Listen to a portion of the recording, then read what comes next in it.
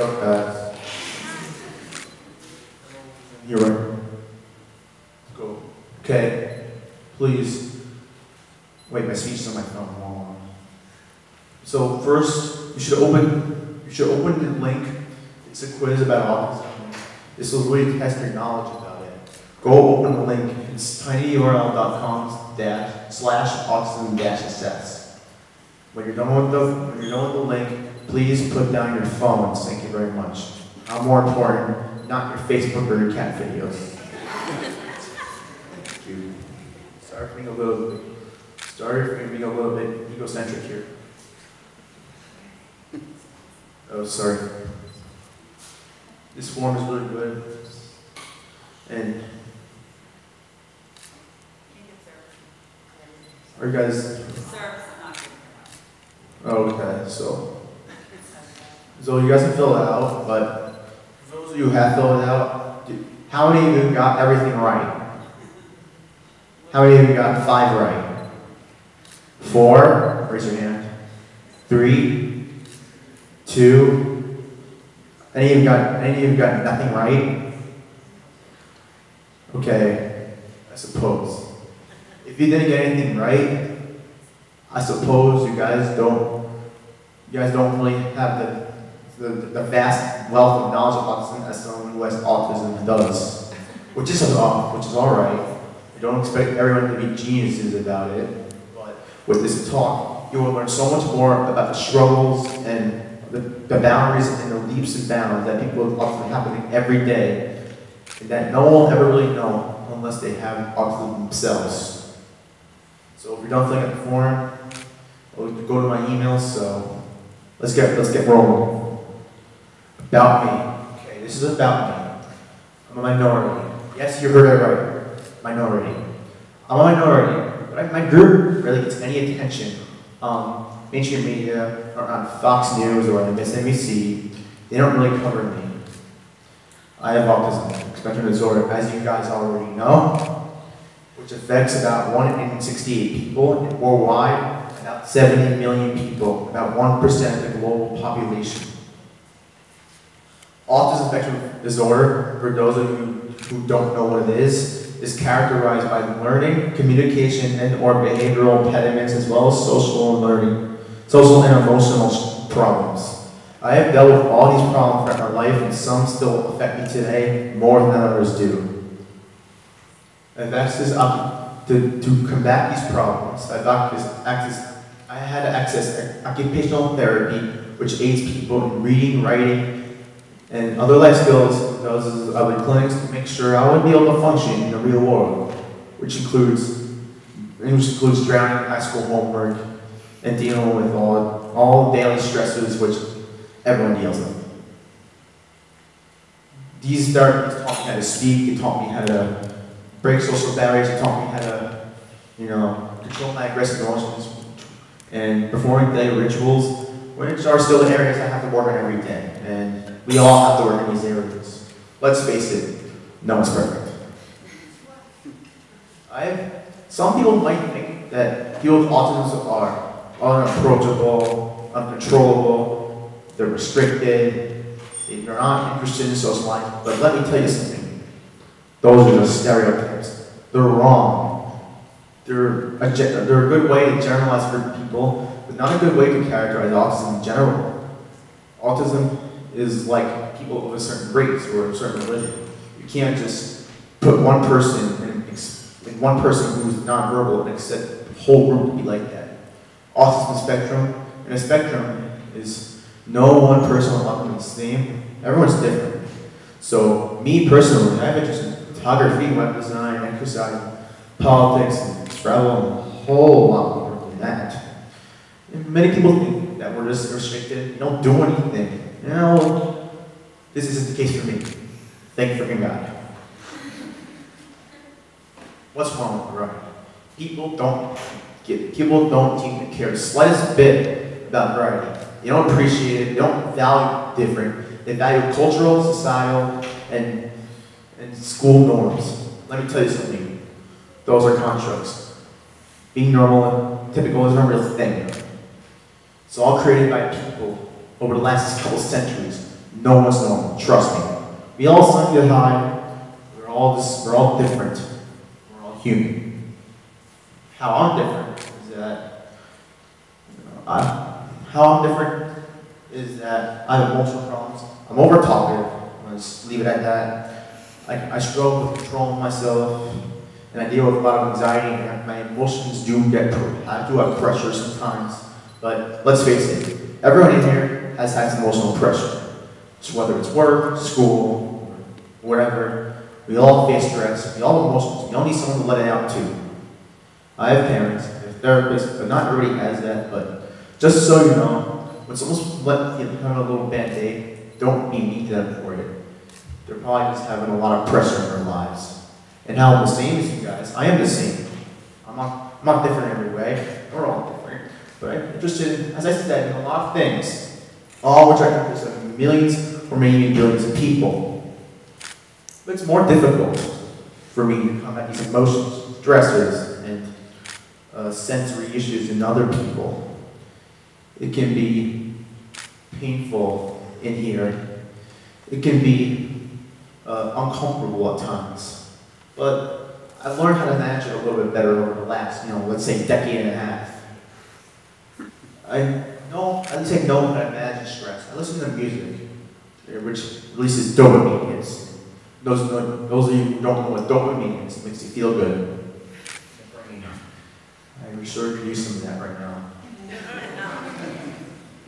I interact with other people. I enjoy conversations. I enjoy socializing. And a lot more than some people think of those with autism. A lot of people think that they're shy. They don't have any interest. As I said repeatedly, this is all a lie. I socialize, but I am too talkative. I think I'm talkative. And I just enjoy having more intellectual topics. Just the past hour ago, I was talking about calculus with a physics teacher, and I don't think I should even know what calculus is, but to be honest, I like having intellect. I want to be the fish in the crowd. I want to be the shark in the crowd of fishes. It's good to be the lion in a crowd of tigers. It's good to be the outlier. Because the outlier, you could be more successful, you can be stronger. And think about this for a second. Do you feel good when someone calls you normal? Or do you feel good when someone calls you unique? You're different, you're better, you succeed. You're different. It must feel better for the second option, right? You call it different, not in a positive way. Would you rather be the same as everybody else, or different and have better talents than everybody else? I think most of you would pick the second one. And most people at school, or most people that I know, don't seem to realize it as easily. Next slide. And some people think that people with autism don't have plans for the future because they rely on a group home and live their parents or live their lives in misery, or everybody having to do things for them. That's not the life I choose to live. I'm going to choose to live a life with independence. And when I encounter barriers, even in the workforce and in college, I help to major in computer science. I'm really interested. I like math. I like technology. I play on my phone nonstop. A lot of people do. I want to major in data science, machine learning. I want to help draw insights on data about autism, business, finance, education.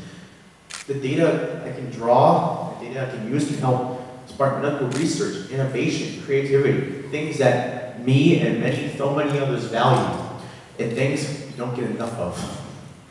I really would like to live somewhere warm, because, I don't want to live another winter. I don't want to deal with another crap winter we had, especially with the weather next week. I'm not interested. I'm moving to South California, or a little snowfall. And maybe, with where I live, I'll be able to be innovative. I'll be able to showcase my true values. I value creativity, innovation. I value strive for excellence. And so does my family, who really push me to the limits when it comes to striving for excellence and beating barriers. You know how that gets. And also, the most important thing to do when I grow up, when I have success, when I work at a company, when I work in data, when I make six-figure salaries eventually, is to be an advocate for the autism community, to be an advocate for those who don't have the success I do, which honestly, it's pretty sad to hear. Only 16% of people with autism even have a full-time job. In the autism employment rate, unemployment rate, 90%. 9 out of 10 autistic adults own a job. It's terrible. It's often because of social factors. You can't interact with them. Employers don't want to hire them, even if they have great talents. I really believe to empower children and adults of the next couple generations with the autism community, work hard. You have to work hard, but you gotta work twice as hard as everybody else does. Nothing comes easy, especially with autism. If you don't have autism, work hard too. Everyone gotta work hard. Right? Nothing comes easy for me, especially being a 10th grader in 3 honors classes.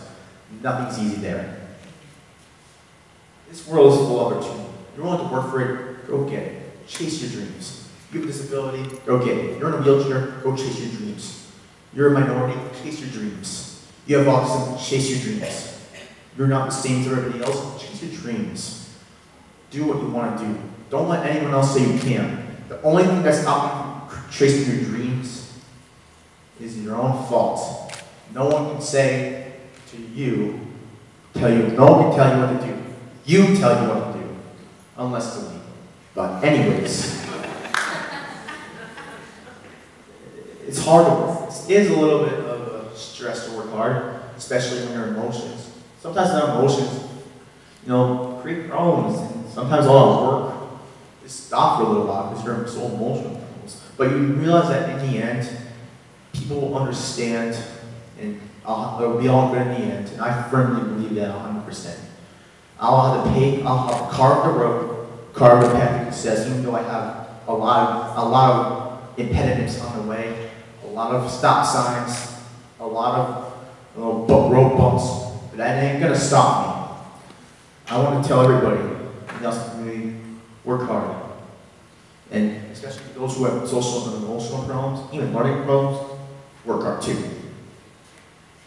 Thank you. I want to thank everybody here. I want to thank therapists, family members, school staff, for helping me succeed, smash boundaries, increase my potential, and supporting me through the bumpiest ride of all, childhood, adolescence, and teenage years. Those are really hard years. A lot of emotional problems, lots of ups and downs, because let's face it, life is like a curve. It's like a bell curve. It's like a roller coaster, ups and downs. But at the end, the roller coaster just goes up and up. And then with the school staff, with the therapist, my roller coaster goes up. I also give credit to my peers, just being there to talk to me, being there to appreciate me and have conversations, being there to be to fool around in class, because you know what that does? Brightens my day. It makes me feel good. Who doesn't want to feel good? I really want to feel good. I know you all want to feel good too.